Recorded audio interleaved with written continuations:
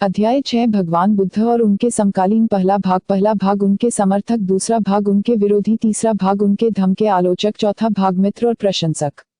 पहला भाग उनके समर्थक। 1 राजा बिंबिसार का दान, 2 अनाथपिंडिक का दान, 3 जीवक का दान, 4 आम्रपाली का दान, 55 विशाखा की दानशीलता।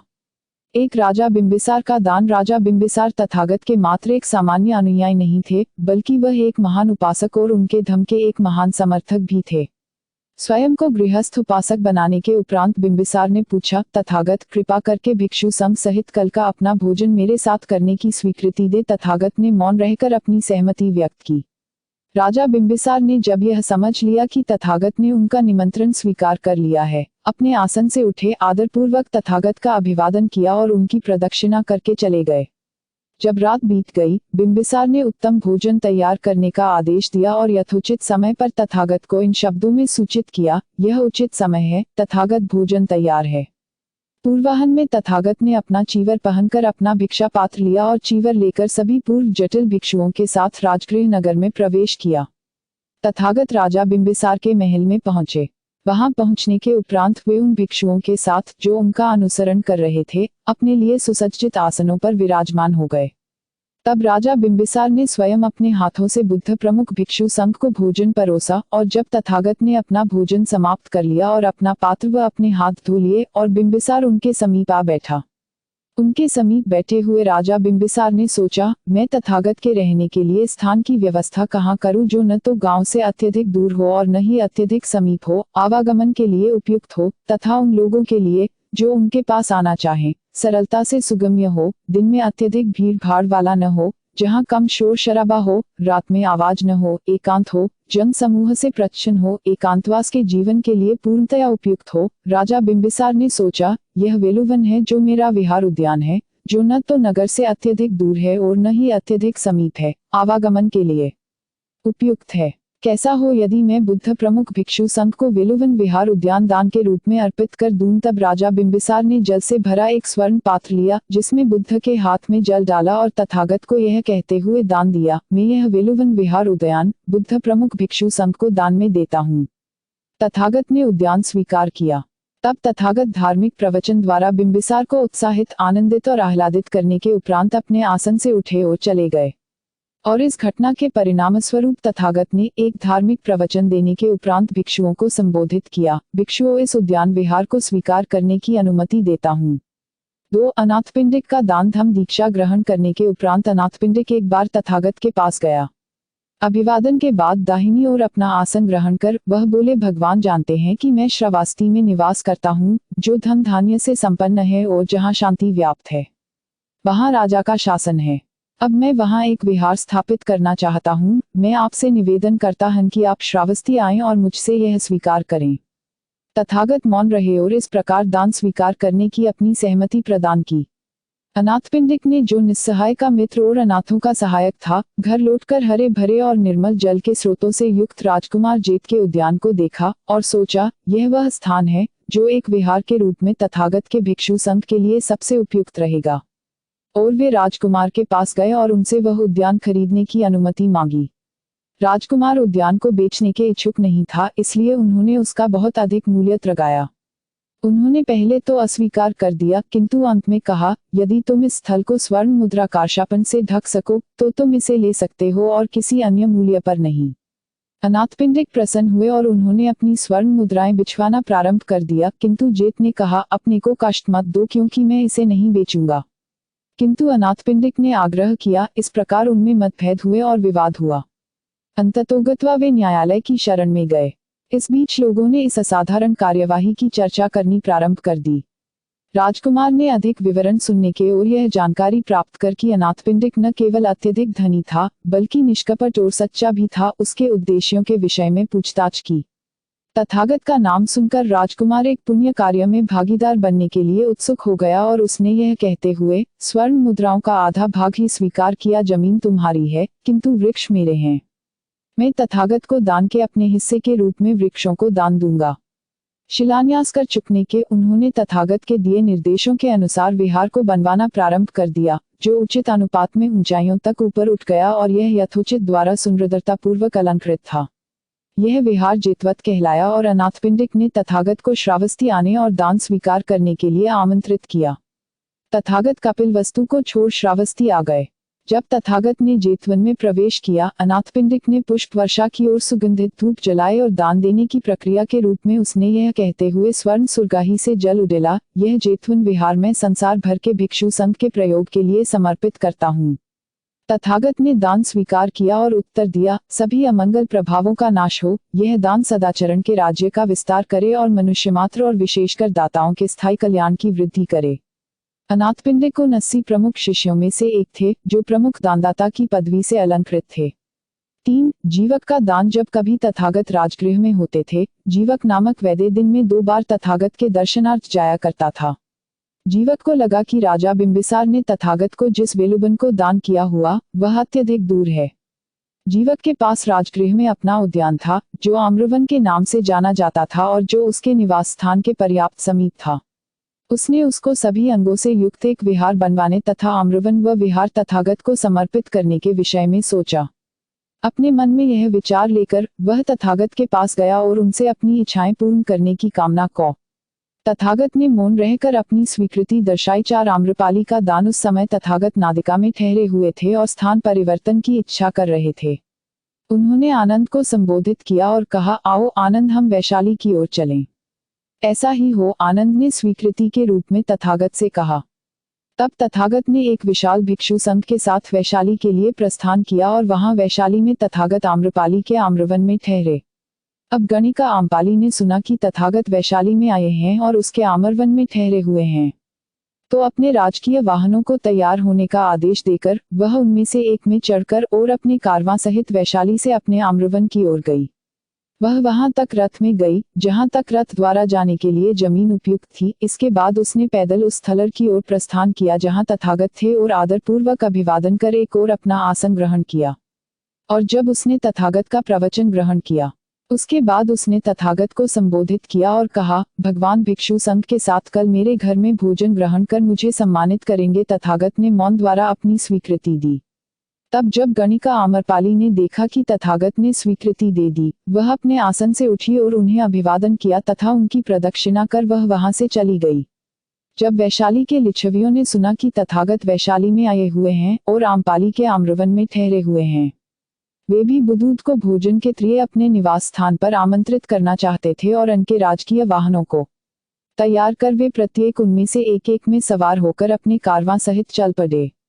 वे और आम्रपाली मार्ग में एक दूसरे के आमने सामने आ गए और आम्रपाली युवक लिच्छवियों रथों के पहियों से पहिया टकराती हुई पास से गुजरी और लिच्छवियों ने गणिका आम्रपाली से पूछा, क्या बात है आम्रपातनी की, तुम इस प्रकार हमसे रथ टकराती हुई जा रही हो? मेरे स्वामियों, मैंने अभी तथागत को और उनके भिक्षुओं को कल के भोजन के लिए आमंत्रित किया है, आम्रपाली ने कहा।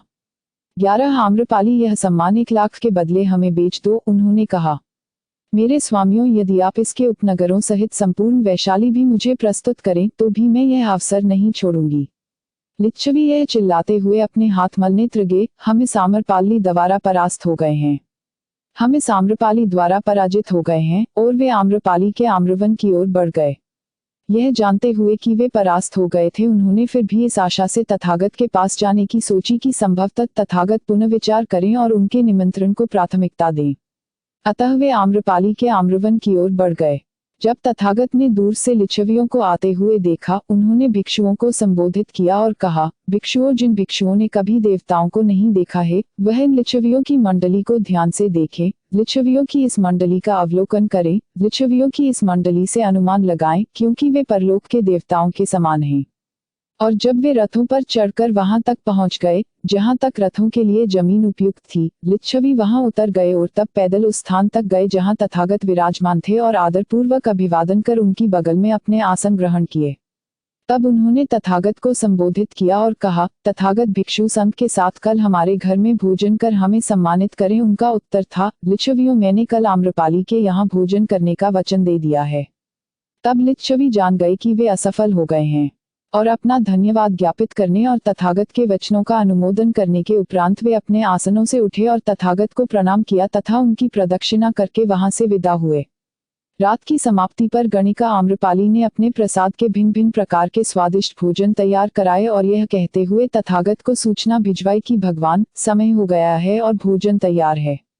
तब तथागत ने प्रातःकाल चीवर धारण किया, अपना पात्र और चीवर लिया और भिक्षुओं के साथ उस स्थान पर गए जहां आम्रपाली का प्रासाद था, और जब वे वहां आ गए तब उस आसन पर विराजमान हो गए जो उनके लिए सुसज्जित था। और गणिका आम्रपाली ने बुद्ध प्रमुख भिक्षु संघ को स्वादिष्ट भोजन परोसे और अंत तक आग्रह पूर्वक परोसती रही, जब तक उन्होंने अस्वीकार नहीं कर दिया। जब तथागत ने अपना भोजन समाप्त कर लिया और अपना पात्र तथा अपने हाथ धो लिए, गणिका ने एक नीचा आसन मंगाया और उनके बगल में बैठ गई तथा तथागत को संबोधित कर कहा, भगवान, मैं अपना उद्यान आपके एवं भिक्षु संघ को दान करती हूँ। तथागत ने दान स्वीकार कर लिया और एक धार्मिक प्रवचन देने के उपरांत वे अपने आसन से उठे और वहां से चले गए। 5 विशाखा की दानशीलता। विशाखा श्रावस्ती की एक धनी महिला थी। उसके अनेक बच्चे और नाती पोते थे।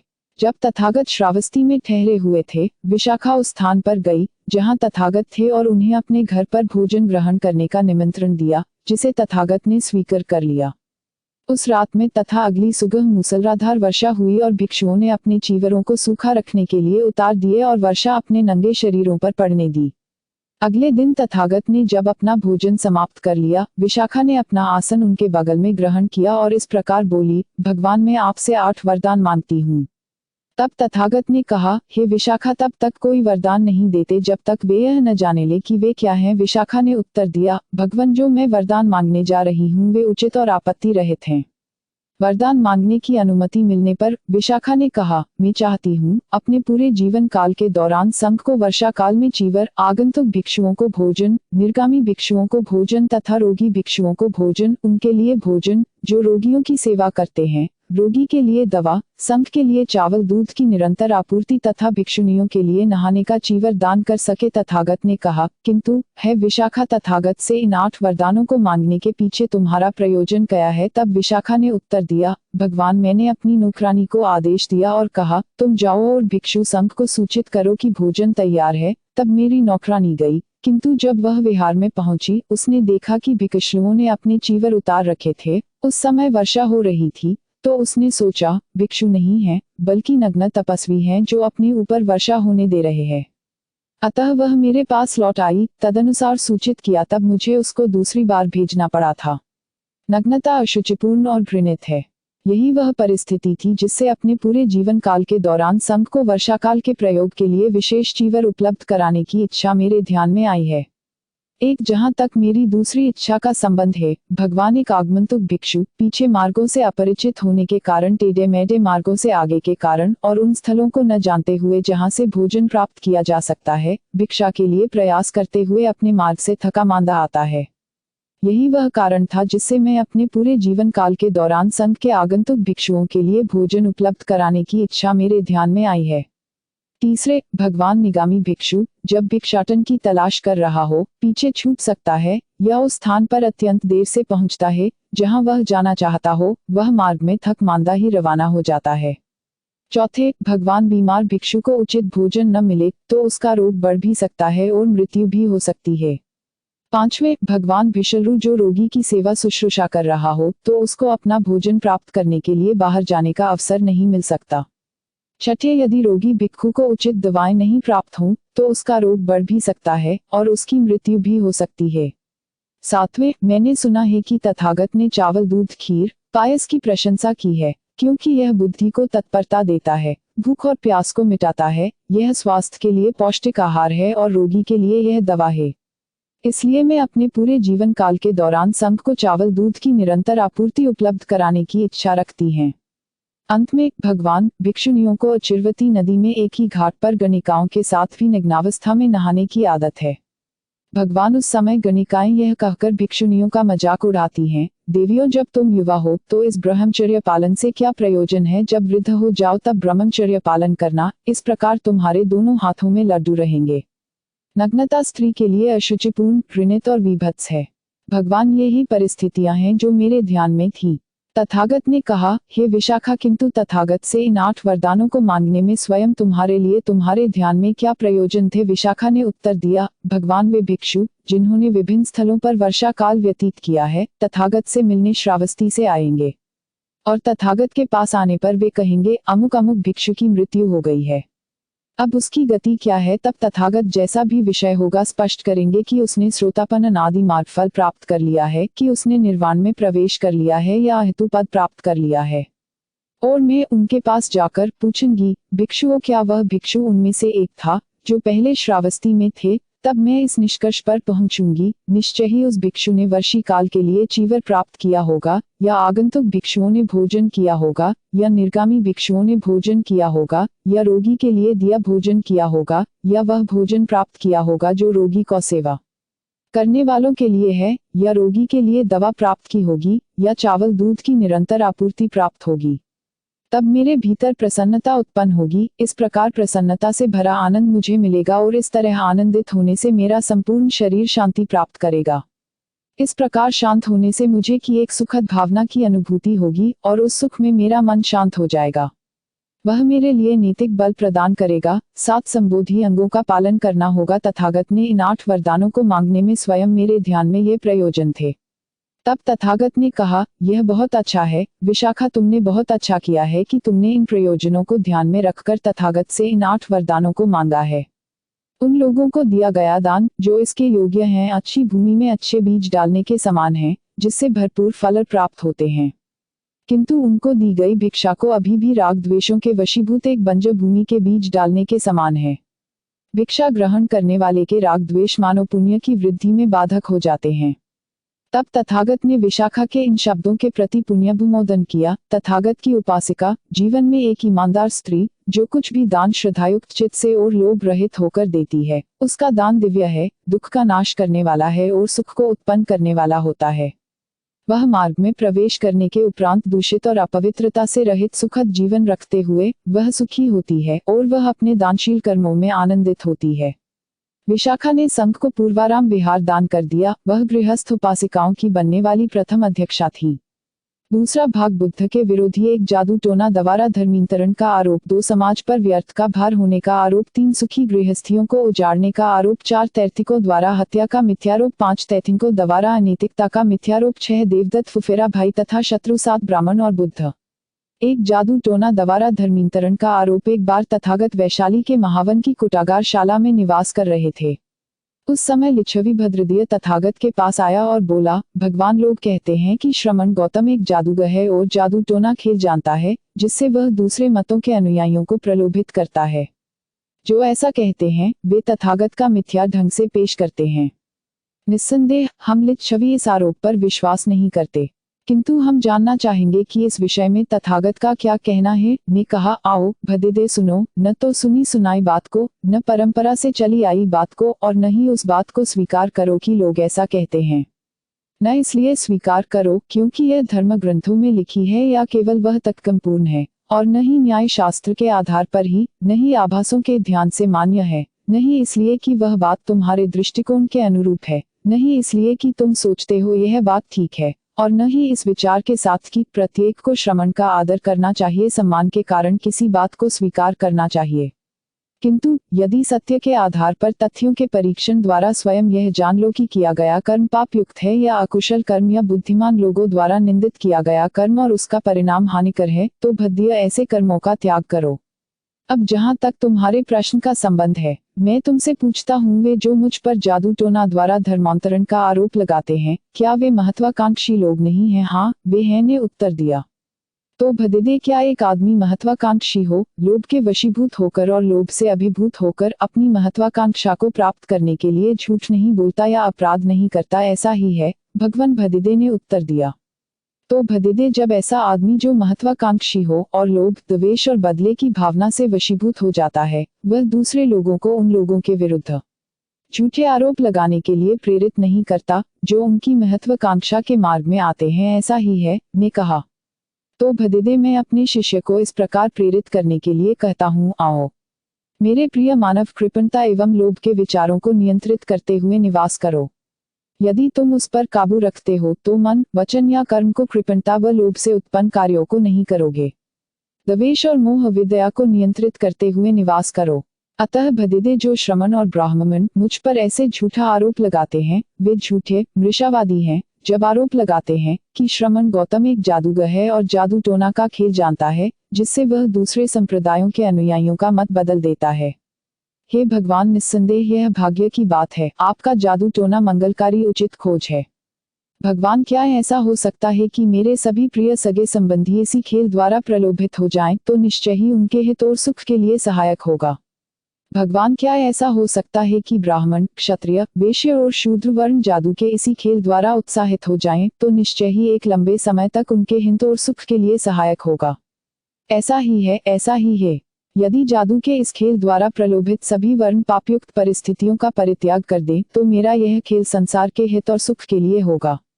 2. समाज पर व्यर्थ का भार होने का आरोप। बुद्ध पर यह भी आरोप लगाया गया था कि वह समाज पर भार स्वरूप हैं और काम करके अपनी जीविका अर्जित नहीं करते थे। इस आरोप पर उनका उत्तर नीचे दिया गया है। एक बार भगवान मगध जनपद के दक्षिण गिरी प्रदेश में एक नाला नामक ब्राह्मण गांव में निवास कर रहे थे। उसी समय कसी भारद्वाज ब्राह्मण के 500 हल बुआई के लिए जुटे हुए थे। प्रातःकाल शीघ्र चीवर धारण कर और हाथ में भिक्षा पात्र लेकर तथागत वहां गए जहां ब्राह्मण काम में व्यस्त थे। ऐसे समय में जब भोजन लाया गया था और वहां वे एक ओर खड़े हो गए। उन्हें भिक्षा के लिए वहां खड़े देखकर ब्राह्मण ने कहा, श्रमण, खाना खाने से पूर्व मैं हल जोतता हूं और बीज बोता हूं, और तुम्हें भी खाना खाने से पहले हल जोतना और बीज बोना चाहिए। ब्राह्मण, मैं खाने से पहले जोतता और बोता हूँ। किसी भी तरह श्रमण गौतम के जुए या हल की फाल या बेलों को हौंकने की पेनिया बैलों की जोड़े मेरे देखने में नहीं आते, तो आप कहते हैं कि आप खाना खाने से पहले जोतते बोते हैं। आप एक कृषक होने का दावा करते हैं, किंतु हम आपके कृषि के किसी भी साधन को नहीं देखते। हमें बताएं, आप कैसे खेती करते हैं? आपकी कृषि के विषय में हम और अधिक सुनना चाहेंगे। ने उत्तर दिया, श्रद्धुधा मेरा बीज है, जीवन की तपस्याएं मेरी वर्षा है, प्रज्ञा मेरे जुए और हल है, पाप भीरुता मेरा दंड है, विचार जुए की रस्सी है और स्मृति चित्त की जागरूकता हल की फाल तथा पैनी है। वचन और कर्म से संयत और भोजन में संयमी होकर मैं अपनी फसल को खरपतवार से मुक्त रखता हूँ और तब तक विश्राम नहीं करता जब तक सुख की फसल नहीं कट जाती। अप्रमाद मेरा मजबूत बेल है, जो बाधाएं देखकर भी पीछे नहीं मुड़ता है। वह मुझे सीधा शांति के अंतिम लक्ष्य तक ले जाता है, जहां दुख का अंत हो जाता है। इस प्रकार मैं अमृतत्व के फसल की खेती करता हूँ और जो कोई मेरी तरह खेती करता है उसके दुखों का अंत हो जाता है। तत्पश्चात ब्राह्मण ने एक बड़ी कौसे की थाली में खीर परोसी और यह कहते हुए को अर्पित की, गौतम, यह खाएं, निस्संदेह आप ही एक कृषक ही हैं, आप अमृत के फसल की खेती करते हैं। किंतु तथागत ने कहा, मैं उपदेश का कोई शुल्क नहीं लेता। लोग इसका समर्थन नहीं करते। संबुद्ध ऐसे शुल्क को तिरस्कार पूर्वक अस्वीकार करते हैं। जब तक यह धम्म विनय विद्यमान है तब तक यही प्रचलन बना रहना चाहिए। दूसरे श्रमण ब्राह्मण हैं, जो संयत हैं, शांत हैं, जिनका आचरण है, जो निर्दोष हैं, ऐसे जो पुण्य क्षेत्र हैं, तुम उन्हीं को यह दो। इन वचनों को सुनकर ब्राह्मण के पास गया और तथागत के चरणों में अपना शीश झुकाकर रोने लगा। अद्भुत है गौतम, सर्वथा अद्भुत है। जैसे एक मनुष्य नीचे गिरे हुए को पुनः सीधा कर दे, या जो छिपा हुआ है उसे प्रकट कर दे, या जो पथभ्रष्ट हो गया हो उसे रास्ता दिखा दे, या जो ढंका हुआ हो उसे उधार दे, या जो भटक गया हो ऐसे मनुष्य को सही मार्ग बता दे, या अंधेरे में प्रदीप जला दे। जिनके पास देखने के लिए आंखें हैं वह अपने चारों ओर की वस्तुओं को देख सके। इसी प्रकार विभिन्न तरीकों से गौतम ने अपना धम्म स्पष्ट कर दिया है। मैं बुद्धि, धम्म तथा संघ की शरण ग्रहण करता हूँ। मुझे तथागत के हाथों प्रतिज्ञा और उपसंपदा मिले। इस प्रकार ब्राह्मण कसी भारद्वाज को उपसंपदा मिली और तथागत के भिक्षु के रूप में पहचान मिली। 3 सुखी गृहस्थियों को उजाड़ने का आरोप यह देखकर कि मगध के अनेक कुल पुत्र तथागत के शिष्य बने गए थे। लोग यह कहते हुए असंतुष्ट और क्रोचित हो गए थे, श्रमण गौतम माता पिताओं को संतान विहीन बना रहा है, श्रमण गौतम पत्नियों को विधवा बना रहा है, श्रमण गौतम परिवारों का उजाड़ रहा है। अभी उसने 1000 जटिलों को दीक्षित किया है और उसने संजय के 200 पास परिक्राजकों को प्रव्रजित किया है, और ये अनेक युवक मगध कुल पुत्र अब श्रमण गौतम के अधीन पवित्र जीवन व्यतीत कर रहे हैं। अब आगे क्या होने वाला है कोई भी नहीं कह सकता। और इसके अतिरिक्त जब वे भिक्षुओं को देखते हैं तो उन्हें निम्नलिखित शब्दों से उनकी निंदा करते हैं। महाश्रमण मगध लोगों के राजगृह में आया है, उसके साथ संजय के सभी अनुयायी घूमते हैं। अब पता नहीं किसकी बारी है। भिक्षुओं ने इस आरोप को सुना और उन्होंने तथागत को इसके विषय में सूचित किया। तथागत ने उत्तर दिया, भिक्षुओं, यह शोर अधिक दिनों तक नहीं चलेगा, यह केवल 7 दिनों के समाप्त हो जाएगा। और भिक्षुओं, यदि वे तुम्हारी भर्त्सना करते हैं तो तुम्हें उत्तर देना चाहिए कि यह वास्तव में हितकारी धर्म है जिसके महान विजेता तथागत अगुवाई करते हैं। यदि बुद्धिमान लोगों को सद्धर्म के मार्ग पर ले जाते हैं तो ऐसे बुद्धिमान मनुष्य से कोई क्यों ईर्ष्या करेगा। मेरे धर्म में कोई बाध्यता नहीं है। कोई भी गृह त्याग करने के लिए स्वतंत्र है। कोई भी चाहे तो अपने घर में ही बना रह सकता है। 7 जब भिक्षुओं ने निंदा करने वालों को वैसा उत्तर दिया जैसा कि तथागत ने उन्हें समझ गया था, तब लोग समझ गए। धम द्वारा न कि अधम द्वारा साख्यपुत्तीय श्रमण मनुष्यों की अगुवाई करते हैं और तथागत को दोष देना बंद कर दिया। 4 तैर्थिकों द्वारा हत्या का मिथ्यारोप। तैर्थिकों ने यह अनुभव करना प्रारंभ कर दिया था कि श्रमण गौतम के आविर्भाव के साथ लोगों ने अब उनका सम्मान करना छोड़ दिया है और यहाँ तक कि कुछ लोग तो उनके अस्तित्व के विषय में जानते तक नहीं हैं।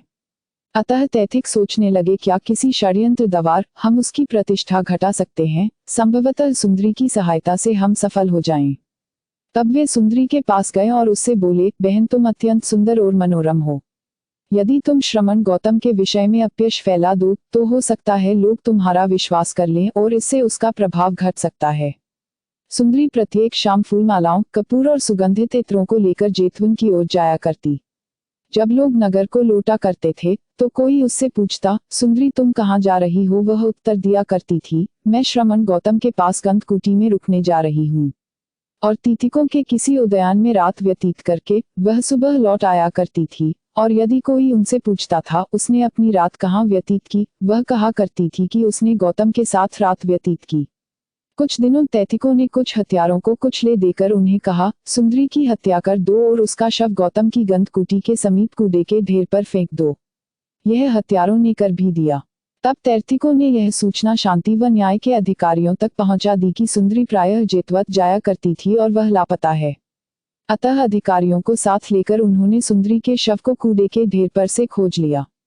तैतिकों ने गौतम के अनुयायियों पर आरोप लगाया कि उन्होंने अपने नेता की लज्जा को ढेके रखने के लिए सुंदरी की हत्या कर दी। किंतु हत्यारे सुंदरी की हत्या करने के बदले मिले धन के बंटवारे को लेकर में एक शराब की दुकान में आपस में ही लड़ने लगे। अधिकारियों ने तुरंत ही उन्हें गिरफ्तार कर लिया और उन्होंने अपना अपराध स्वीकार कर लिया और उन तैथिकों को भी फंसा दिया जिनके उकसाने पर उन्होंने यह अपराध किया था। इस प्रकार तैथिकों ने रहा सहा प्रभाव भी खो दिया। 5 जैनियों द्वारा अनैतिकता का मिथ्यारोप। जिस प्रकार सूर्योदय के साथ जुगनू लुप्त हो जाते हैं, उसी प्रकार तैथिकों की स्थिति दयनीय हो गई थी। लोगों ने उन्हें सम्मान तथा दान देना बंद कर दिया था। आम रास्तों पर खड़े होकर वे उग्र भाषण दिया करते थे, यदि श्रमण गौतम प्रबुद्ध हैं तो हम भी हैं। यदि तुम बुद्ध पर दान की वर्षा करने से पुण्य अर्जित करते हो तो तुम्हें वही सब कुछ हमें भी दान देने से प्राप्त होगा, इसलिए हमें दान दो। किंतु लोगों ने इस पर कोई ध्यान नहीं दिया। तब उन्होंने गुप्त रूप से षड्यंत्र रचा कि श्रमण गौतम चरित्र के विषय में अपयश फैलाकर वे संत को कैसे बदनाम कर सकते हैं। उस समय श्रावस्ती में एक ब्राह्मणी परित्राजिका रहती थी, जो नाम से जानी जाती थी। शारीरिक संरचना और दैहिक आकर्षण में वह एक सम्मोहक सुंदरी थी। अपनी शारीरिक भाव भंगिमाओं से कामोत्तेजक लालित्यपूर्ण थी। तैथिकों में से एक षड्यंत्रकारी ने कहा, चिंचा की सहायता से गौतम के विषय में एक अपयश फैलाना होगा और इस प्रकार उनको बदनाम करना सरल होगा। इस पर अन्य तैथिकों ने अपनी सहमति दे दी। तब एक दिन चिंचा तैथिकों के उद्यान में आई, उन्हें अभिवादन करते हुए उनके समीप बैठ गई, किंतु किसी ने उससे बात नहीं की। इस पर आश्चर्यचकित होकर उसने कहा, क्या मैंने कोई अपराध किया है? मैंने आपको 3 बार अभिवादन किया तो भी आपने मुझसे एक भी शब्द नहीं बोला। 8 तैथिकों ने कहा, बहन क्या तुम नहीं जानती हो कि श्रमण गौतम अपनी लोकप्रियता द्वारा हमें हानि पहुंचा रहा है? मैं नहीं जानती, इसके लिए मुझे क्या करना है? बहन यदि तुम हमारा भला करना चाहती हो तो अपने प्रयत्नों द्वारा गौतम के विषय में अपयश फैला दो, इससे उसे अलोकप्रिय बना दो। ठीक है, संतोष रखो और मुझ पर भरोसा रखो। इस प्रकार कहते हुए वह वहां से चली गई। चिंचा स्त्री चरित्र दिखाने में पारंगत थी। जब श्रावस्ती के नागरिक जेतवन से धार्मिक प्रवचनों को सुनकर लौटा करते थे तो चिंचा लाल वस्त्र धारण किए हुए अपने हाथों में सुगंध और फूल माला लेकर जेतवन की ओर जाया करती। यदि कोई उससे पूछा करता, तुम अब कहाँ जा रही हो, इससे तुम्हें क्या लेना देना है, वह उत्तर दिया करती थी। जेतवन के समीप तैथिकाराम में रात व्यतीत करने के उपरांत वह सुबह नगर को लौटा करती थी, जब नागरिक बुद्ध को सम्मान देने के लिए जेतवत की ओर जाया करते थे। यदि कोई उससे पूछा करता, तुमने रात कहाँ व्यतीत की, वह कहा करती थी, इससे तुम्हें क्या लेना देना है। मैंने जेतवन में श्रमण गौतम के साथ उनकी गंध कुटी में रात व्यतीत की है। यह कथन कुछ लोगों के मन में शंका उत्पन्न किया करता था। 4 महीने के उपरांत उसने कुछ पुराने चित्रों को अपने पेट पर एवं इर्द गिर्द लपेटकर पेट के आकार को बढ़ा लिया और कहने लगी कि वह श्रमण गौतम द्वारा गर्भवती हो गई है। कुछ लोगों ने इस पर विश्वास करना प्रारंभ कर दिया। एक 9वें महीने में उसने अपने पेट के ऊपर एक गोल एवं खाली लकड़ी का टुकड़ा बांध लिया और कीड़ों के डंक से अपनी बाहों को सुजा लिया। बुद्ध भिक्षुओं और गृहस्थों के समक्ष एक धार्मिक प्रवचन दे रहे थे जब वह वहां पर आए और बोली, महान आचार्य, आप अनेक लोगों को धार्मिक उपदेश देते हैं। आपकी वाणी मधुर है और आपके होंठ बहुत कोमल हैं। आपके सहवास से मैं गर्भवती हो गई हूँ और मेरा प्रसव काल समीप है। आपने न तो मेरे लिए कोई प्रसव का स्थान निश्चित किया है और न ही मैं उस आपातकाल के लिए कोई दवा इत्यादि देखती हूँ। यदि आप स्वयं उसकी व्यवस्था नहीं कर सकते तो क्यों नहीं आप अपने शिष्यों में से किसी को, जैसे कौशल, नरेश, अनाथपिंडिक या विशाखा को इस काम के लिए वह देते। ऐसा प्रतीत होता है कि आप एक सुंदर लड़की को अंगीकार करना तो भली भभांति जानते हैं, किंतु आप उस अंगीकार के परिणामस्वरूप जन्म लेने वाले नवजात शिशु का ध्यान रखना नहीं जानते। सभा में उपस्थित लेगा मौन ही बैठ रहे। बुद्ध ने अपने उपदेश को बीच में रोककर उसे बड़ी गंभीरता से उत्तर दिया, बहन, जो कुछ तुमने कहा वह सत्य है या असत्य, इसका ज्ञान केवल मुझे और तुझे ही है। चिंचा जोर जोर से खांसते हुए बोली, हा, हे आचार्य, ऐसी बातों का ज्ञान केवल हम दोनों को ही हो सकता है। उसके खांसने से वह गौठ ढीली पड़ गई जिससे उसने लकड़ी के टुकड़े को अपने पेट पर बांध रखा था और वह लकड़ी उसकी पराजय के रूप में उसके पैरों पर गिर पड़ी। चिंचा कहीं की न रही और लोगों ने उसे पत्थरों और डंडों से मार मार कर भगा दिया गया। 6 देवदत्त फुफेरा भाई तथा एक शत्रु देवदत्त बुद्ध का फुफेरा भाई था, किंतु प्रारंभ से ही वह उनसे ईर्ष्यालु 3-5 बे था और उन्हें अत्यधिक नापसंद करता था। जब राजकुमार सिद्धार्थ अपना गृह त्याग कर चले गए तो देवदत्त ने यशोधरा से प्रेम बनाने का प्रयास किया। एक बार यशोधरा सोने ही वाली थी, तब वह किसी के द्वारा भी न रोका जाकर एक भिक्षु के छठम रूप में उनके कक्ष में प्रवेश कर गया।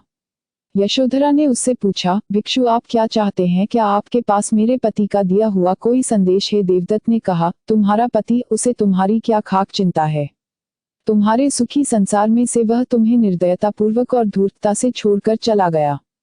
यशोधरा ने उत्तर दिया, किंतु ऐसा उन्होंने बहुतों के हित के लिए किया है। देवदत्त ने सलाह दी, वह जो कुछ भी हो, अब तुम उसकी अवजापूर्ण क्रूरता का बदला लो। यशोधरा ने विरोध किया, जबान बंद करो, हे भिक्षु, तुम्हारे शब्द और विचार अपवित्र और दुर्गंध से भरे हैं। क्या तुमने नहीं पहचाना? यशोधरा, मैं देवदत्त हूँ जो तुमसे प्रेम करता है। देवदत्त, मैं तुम्हें झूठा और दुष्ट ही समझती थी। मैंने कभी नहीं सोचा था कि तुम जैसा बुरा आदमी बुरा भिक्षु बन सकता है, किंतु यह नहीं समझती थी कि तुम इतने कमीने हो सकते हो। यशोधरा, मैं तुमसे प्रेम करता हूँ, देवदत्त ने कहा, और तुम्हारा पति तुम्हारे प्रति केवल घृणा दर्शाता है। वह तुम्हारे प्रति क्रूर रहा है। मुझे प्रेम करो और उसकी क्रूरता का बदला लो। यशोधरा के पीले और क्षीण मुख पर एक रक्त रंजित वर्ण का पुट चढ़ गया। आंसू उसके गालों पर से ढलकने लगे। देवदत्त, तुम मेरे प्रति क्रूर हो। यदि तुम्हारे प्रेम में कुछ सच्चाई होती तो यह मेरा अपमान ही होता। जब तुम कहते हो कि तुम मुझसे प्रेम करते हो तो तुम केवल झूठ बोल रहे हो।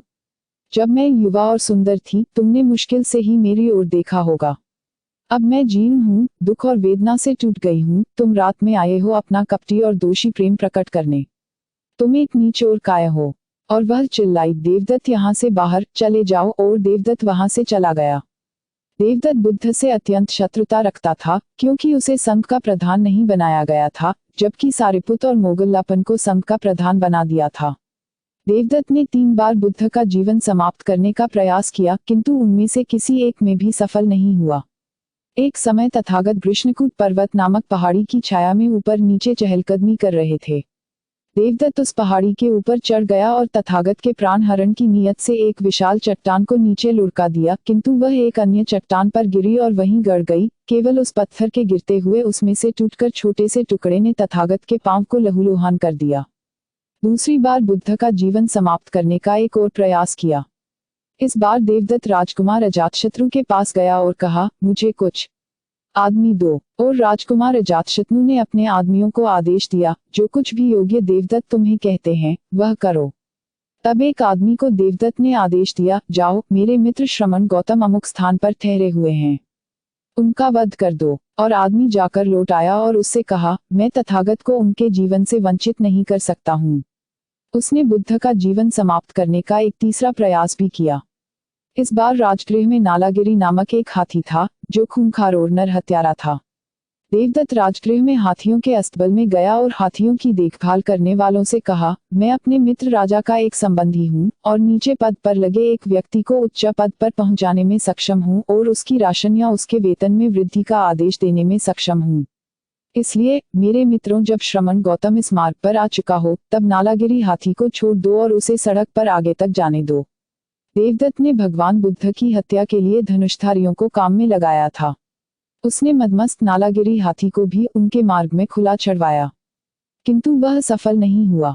जब ये दुष्ट प्रयास लोगों को ज्ञात हो गए, तो देवदत्त को मिलने वाला समस्त लोक दान खो दिया और यहाँ तक कि राजा अजातशत्रु ने उससे मिलना जुलना बंद कर दिया। जीवनयापन के लिए उसे घर घर भीख मांगनी पड़ती थी। देवदत्त अजातशत्रु से बहुत कुछ प्राप्त होता था, जिन्हें वह अधिक समय तक संजोकर नहीं रख पाया। देवदत्त ने अपना समस्त प्रभाव नालागिरी की घटना के पश्चात खो दिया। अपनी करतूतों द्वारा मगध में अत्यंत अलोकप्रिय होने पर देवदत्त उसे छोड़ कौशल चला गया, यह सोचते हुए कि संभवतः उसका सौहार्द से स्वागत करेंगे, किंतु वह द्वारा घृणापूर्वक वहां से भगा दिया गया। 7 ब्राह्मण और बुद्ध एक बार जब तथागत भिक्षुओं के एक विशाल संघ के साथ कौशल जनपद में चारिका कर रहे थे, वे थून नामक एक ब्राह्मण गांव में पहुंचे। थून के ब्राह्मण गृहस्थों ने समाचार सुना, लोगों का कहना है कि श्रमण गौतम हमारे गांव के खेतों तक आ पहुंचे हैं। वे ब्राह्मण गृहस्थ अभिश्रद्धालु थे, मिथ्या दृष्टियां रखते थे तथा स्वभाव से कृपण थे। उन्होंने कहा, यदि श्रमण गौतम इस गांव में प्रवेश कर गए और 2 या 3 दिन ठहर गए, तो इन सभी लोगों को धर्मांतरित कर देंगे। तब ब्राह्मण धर्म के पास कोई सहारा नहीं रहेगा। इसलिए हमें अपने गांव में उसका प्रवेश अवश्य ही रोकना चाहिए। गांव तक पहुंचने के लिए एक नदी पार करनी पड़ती थी। तथागत का गांव में प्रवेश रोकने के लिए ब्राह्मणों ने नावों को घाटों से दूर हटा दिया और पुलों आदि को अनुपयोगी बना दिया। उन्होंने एक कुएं के अतिरिक्त सभी कुओं को घास फूस से भर दिया और प्याहों, विश्रामालयों तथा छप्परों को छुपा दिया। तथागत ने उनकी करतूतों को जानकर और उनके प्रति करुणापूर्वक रहते हुए अपने भिक्षु संघ के साथ नदी पार की और कुछ ही समय में थून ब्राह्मण गांव में पहुंच गए। उन्होंने सड़क छोड़ दी और एक पेड़ के नीचे बैठ गए। उस समय बहुत सी स्त्रियां पानी लिए हुए तालाब के समीप से गुजर रही थीं। उस गांव में एक सहमति हो चुकी थी, यदि श्रमण गौतम वहां आते हैं, उनका कुछ भी स्वागत सत्कार इत्यादि नहीं होना चाहिए और जब वे एक एक घर तक आएं, न तो उन्हें और न ही उनके अनुयायियों को कोई भोजन या जल दिया जाना चाहिए। तब एक ब्राह्मण की दासी पानी का घड़ा साथ ले जा रही थी। उसने तथागत और भिक्षुओं को देखा और समझा कि वे थके मांदे और प्यासे हैं, श्रद्धालु हृदय की होने के कारण वह उन्हें जल देना चाहती थी। उसने अपने मन में सोचा, यद्यपि इस गांव के लोगों ने यह निश्चय किया है कि श्रमण गौतम को कुछ भी नहीं दिया जाएगा और यहाँ तक कि किसी भी प्रकार का सम्मान नहीं दर्शाया जाएगा, इस समय यदि मैं इन सर्वोच्च पुण्य क्षेत्र को अपने पुण्यवान दान के योग्य पाने वालों को थोड़ा जल देकर मैं अपनी मुक्ति की नींव न रखूं, तो इसके बाद कब मैं इन दुखों से मुक्ति पाऊंगी। मेरे स्वामियों, भले ही गांव में रहने वाला प्रत्येक व्यक्ति मुझे पीटे या बांध डाले, तब भी मैं इस समय पुण्य क्षेत्र को पानी का दान दूंगी। यद्यपि पानी ले जाती हुई अन्य स्त्रियों ने उसको रोकने का प्रयास किया, अपनी जान की चिंता न करते हुए उसने अपने निश्चय के अनुसार पानी का घड़ा अपने सिर से उतारा, उसे कमर में एक ओर रखा, तथागत के समीप गई और उन्हें जल दिया। उन्होंने अपने हाथ और पैर धोए और जल पिया। उसके ब्राह्मण स्वामी ने तथागत को उसके द्वारा जल देने के विषय में सुना तो उसने कहा, उसने गांव का नियम तोड़ा है और मैं दोषी कहा जा रहा हूँ। ऐसा क्रोध से जलते हुए तथा अपने दांत पीसते हुए उसने उसे जमीन पर पटक दिया और उसकी लात घूंसों से पिटाई की। उसके कारण वह मृत्यु को प्राप्त हो गई। तब दोनों ब्राह्मण तथागत के पास आया और उन्हें अभिवादन किया और अभिवादन के शब्दों का पारंपरिक आदान प्रदान करने के वह एक और बैठ गया। इस प्रकार बैठे हुए दोनों ब्राह्मण ने तथागत से कहा, श्रमण गौतम, मैंने लोगों को ऐसा कहते हुए सुना है कि श्रमण गौतम आयु प्राप्त, जीवन पथ के अंतिम पड़ाव वाले वयोवृद्ध ब्राह्मणों को अभिवादन नहीं करते, न तो उनके स्वागत के लिए उठते हैं और न ही उन्हें आसन प्रस्तुत करते हैं। ब्राह्मण गौतम, क्या ऐसा ही है कि श्रमण गौतम इनमें से कोई भी बात नहीं करते, वृद्ध आदरणीय ब्राह्मणों को सम्मान और आसन नहीं देते? यह ठीक नहीं है। श्रमण गौतम दोन, क्या तुम अपने आप को ब्राह्मण समझते हो? श्रमण गौतम, यदि किसी के भी विषय में सही प्रकार से कहा जाना हो तो यह कहा जाना चाहिए, ब्राह्मण माता पिता दोनों की ओर से सुजात है, माता पिता दोनों की ओर से 7 पीढ़ियों तक पवित्र होता है, जन्म की दृष्टि से निर्विवाद और निर्दोष, अध्याय, वेद मंत्र, अक्षर और प्रभेदों सहित तीनों वेदों में पारंगत, स्वर विज्ञान में भी तथा इतिहास पुराण का ज्ञाता, काव्य और व्याकरण का आचार्य, महापुरुष लक्षणों के अध्ययन में निपुण, विश्व के पूर्वानुमान में दक्ष, ऐसा ही निश्चय मुझ में भी है। श्रमण गौतम सही प्रकार से कहे जाने पर यह बात कही जानी चाहिए, क्योंकि मैं भी श्रमण गौतम इसी प्रकार जन्मा हूँ, इसी प्रकार निपुण हूँ। दोनों जो पुराने मंत्र निर्माता, मंत्र रचयिता, मंत्रधर ब्राह्मण हैं, जिन्हें अपने मंत्रों का अक्षरशः ज्ञान है, जैसे अट्ठक, वामक, वामदेव, वत्समित, यमदग्नि, अंगिरस, विश्वामित्र, भारद्वाज ने 5 तरह के ब्राह्मण बताए हैं। 1 ब्रह्म सदुष ब्राह्मण, 2 देव सदृश ब्राह्मण, 3 बंधन युक्त ब्राह्मण, 4 बंधन ब्राह्मण भंजक और 5 अंत्यज ब्राह्मण। 2 इसमें से तुम कौन हो? इन 5 ब्राह्मणों के विषय में हम नहीं जानते हैं, श्रमण गौतम, तथापि हम जानते हैं कि हम ब्राह्मण हैं। यह मेरे लिए अच्छा होता यदि श्रमण गौतम मुझे धम्म की शिक्षा दे, जिससे कि मैं उन 5 के विषय में जान सकें। तब सुनो ब्राह्मण, ध्यान दो जो मैं कहता हूँ। हाँ तथागत, उसने उत्तर दिया। और तथागत ने कहा, 2 एक ब्राह्मण ब्रह्म सदृश कैसे होता है? 2 एक ब्राह्मण का उदाहरण लो, जो माता पिता दोनों की ओर से सुजात है, पूर्व 7 पीढ़ियों तक पवित्र है, जन्म की दृष्टि से निर्विवाद और निर्दोष है, वह 48 वर्षों तक ब्रह्मचर्य का जीवन व्यतीत करता है। वह अधम्मानुसार नहीं बल्कि धम्मानुसार आचार्य को दक्षिणा चुकाने के लिए स्वयं को रत रहता है। और धम्म क्या है? दोन, वह कभी भी न तो कृषक, न व्यापारी, न ग्वाला, न धुंधारी, न राजकर्मचारी के रूप में और न ही किसी अन्य पेशे द्वारा अपनी जीविका कमाता है, बल्कि केवल भिक्षाटन के द्वारा भिक्षुक के पात्र का अनादर न करते हुए जीवन व्यतीत करता है। और वह आचार्य को शिक्षण के लिए दक्षिणा चुकाता है, अपने बाल दाढ़ी मुंडवाता है, काषाय वस्त्र धारण करता है और गृह त्याग कर अनागारिक की अवस्था में रहता है। और इस प्रकार प्रत्नजित हो, वह मैत्री भावना से युक्त हो, विश्व की एक दिशा, दूसरी दिशा, तीसरी दिशा और चौथी दिशा में विहार करता है। ऊपर, नीचे, आड़े, प्रत्येक जगह संपूर्ण विस्तृत संसार में वह मैत्री से युक्त हो विहार करता है, जो दूरगामी, प्रशस्त, असीम तथा घृणा, द्वेष से रहित होता है। वह करुणा से युक्त हो, मुदिता से युक्त हो, उपेक्षा से युक्त हो। वह विश्व की एक दिशा, दूसरी दिशा, तीसरी दिशा और चौथी दिशा में विहार करता है। ऊपर, नीचे, आड़े, प्रत्येक जगह, संपूर्ण विस्तृत संसार में वह करुणा, मुद्रिता तथा घृणा व द्वेष से रहित होता है। और इन चारों ब्रह्म विहारों में विहार कर मृत्यु के शरीर के बिखर जाने पर ब्रह्मलोकगामी होता है। 2 इस प्रकार ब्राह्मण ब्रह्म सदृश बनता है। और 2 एक ब्राह्मण देव सदृश कैसे बनता है? 2 एक ब्राह्मण का उदाहरण लो, जो समान जन्म और आचरण वाला हो, वह अपनी जीविका खेती इत्यादि से नहीं कमाता हो, बल्कि भिक्षाटन से कमाता हो। वह शिक्षण के लिए आचार्य को दक्षिणा चुकाता हो, और अधम के अनुसार नहीं बल्कि धम्मानुसार एक पत्नी खोजता हो। तो धम्म क्या है? वह किसी ऐसी ब्राह्मणी को ग्रहण नहीं करता जो खरीदी बेची गई हो, बल्कि केवल उसी ब्राह्मणी के साथ जिसके हाथों पर जल डाला गया हो, वह केवल उसी ब्राह्मणी के पास जाता है। किसी अंत्यज, शिकारी, बॉस का कारीगर, रथकार या आदिवासी की लड़की के पास नहीं जाता, और न ही बच्चे वाली स्त्री के पास, और न दूध पिलाने वाली स्त्री के पास, और न ही उसके पास जाता है जो ऋतुनी न हो। और 2 वह ब्राह्मण बच्चे वाली स्त्री के पास किस लिए नहीं जाता है? यदि वह जाए तो लड़का या लड़की का जन्म अपवित्र अवश्य हो जाएगा, इसलिए वह नहीं जाता है। और वह दूध पिलाने वाली स्त्री के पास किस लिए नहीं जाता? यदि वह जाएगा तो लड़का या लड़की का अवश्य ही अशुद्ध दूध पान हो जाएगा, इसलिए वह नहीं जाता। और वह जो ऋतुनी नहीं है उसके पास किस लिए नहीं जाता? 2 यदि वह ब्राह्मण ऐसी स्त्री के पास जाएगा जो ऋतुनी नहीं है, उसके लिए ब्राह्मणी कभी भी भोग का, मनोरंजन का, आनंद का साधन नहीं बन सकती। वह ब्राह्मणी तो ब्राह्मण के लिए केवल उत्पत्ति का एक साधन बनी रहती है।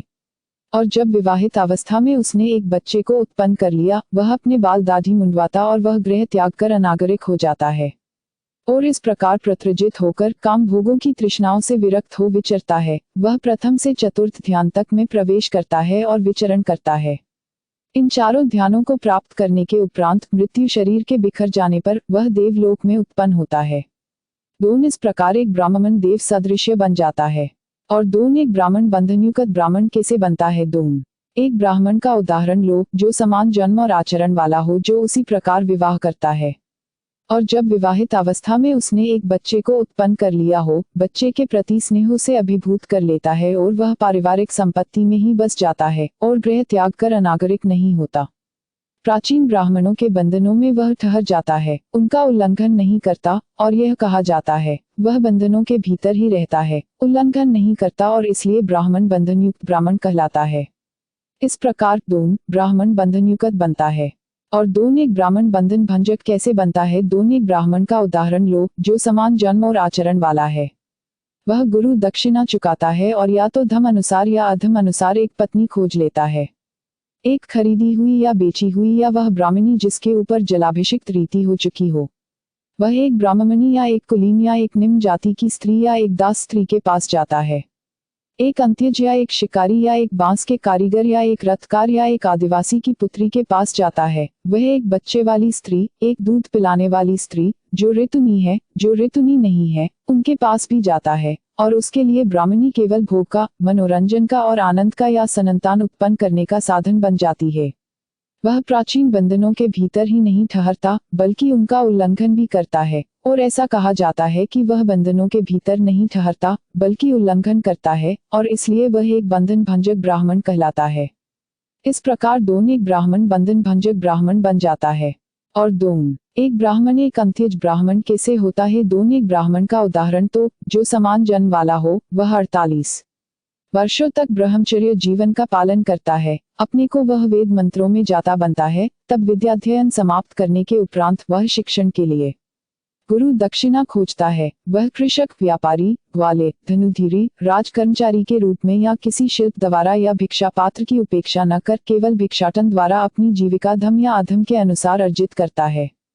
गुरु दक्षिणा चुकाने के उपरांत वह धम या अधम के अनुसार एक पत्नी खोजता है, एक खरीदी या बेची गई, या एक ब्राह्मणी जिसके हाथों में जल डाला गया है।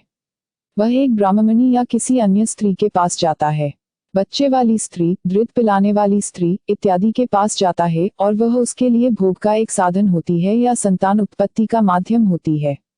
वह इन सब बातों को करते हुए जीवन व्यतीत करता है।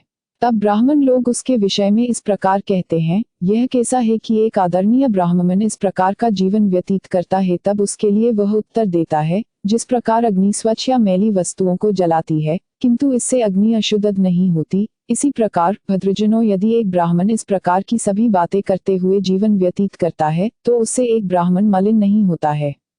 और यह कहा जाता है, वह यह सभी बातें करते हुए जीवन व्यतीत करता है, तो इसलिए वह एक अंत्यज ब्राह्मण कहलाता है। दोन इस प्रकार एक ब्राह्मण अंत्यज ब्राह्मण बन जाता है। वास्तव में दोन वे प्राचीन ब्राह्मण, ऋषि, मंत्र रचयिता, मंत्र उच्चारक, जिनको प्राचीन मंत्र संग्रह का अक्षरश शब्दशः ज्ञान है, उन्हीं का कहना है कि ब्राह्मण 5 प्रकार के होते हैं: ब्रह्मम सदुष, देव सदृश, बंधन युक्त, बंधन भंजक और अंत्यज ब्राह्मण। दोन इनमें से तुम कौन से ब्राह्मण हो? ब्राह्मण गौतम, यदि ऐसा है तो हम अंत्यज ब्राह्मण की भी शर्तें पूरी नहीं करते। 46 किंतु श्रमण गौतम, यह अद्भुत है जो आपने कहा, जब तक मेरी जिंदगी रहती है मुझे श्रमण गौतम एक उपासक के रूप में अपनी शरण में ले लें।